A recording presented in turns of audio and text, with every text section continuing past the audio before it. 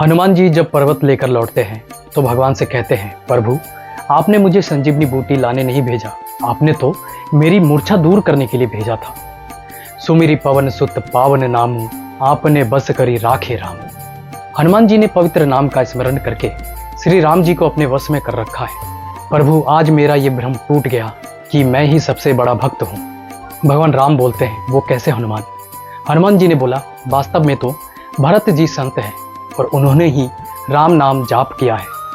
आपको पता है, जब लक्ष्मण जी को शक्ति बाण लगी और मैं संजीवनी लाने के लिए गया, मुझे भरत जी ने बाण मारा और मैं गिरा। भरत जी ने ना तो संजीवनी मंगवाई ना वैद्य बुलाया।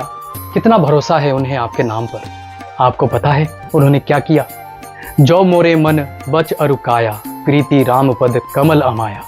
तो कपि होउ विगत श्रम सूला, जो मोह पर रघुपति अनुकूला। वचन सुनत उठी बैठ कपीसा, कही जय जयति कौशलाधीशा।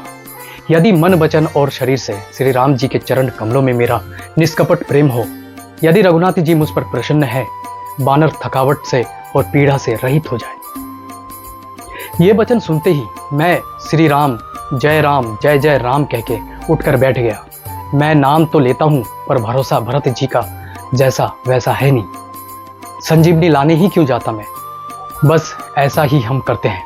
हम नाम तो भगवान का लेते हैं पर भरोसा नहीं करते। बुढ़ापे में बेटा ही सेवा करेगा, बेटे ने नहीं की तो क्या होगा? उस समय हम भूल जाते कि जिस भगवान का नाम हम जाप कर रहे हैं, है ना, पर हम भरोसा नहीं करते।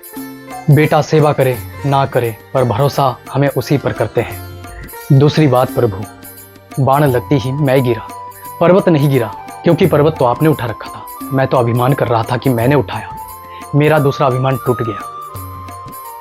इसी तरह हम भी यही सोच लेते हैं कि गृहस्थी के बोझ को मैंने उठाया है। और एक बात प्रभु, आपके तर्कस में भी ऐसा बाण नहीं है जैसा बाण भरत जी के पास है। आपने सुबाहु मारीच को बाण से बहुत दूर गिरा दिया। आपका बाण तो आपसे दूर जाके गिरा है। मुझे बाण पर बिठाकर आपके पास भेजने का सामर्थ्य भरत में है। भगवान बोले, हनुमान जब मैंने ताड़का को मारा और भी राक्षसों को मारा तो वे सब मरकर मुक्त होकर मेरे पास ही तो आए।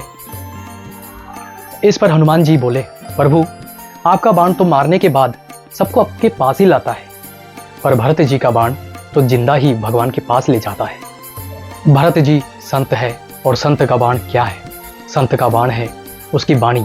लेकिन हम करते क्या है? हम संत वाणी को समझते तो है पर सटकते नहीं है, और औषधि सटकने पर ही फायदा करती है।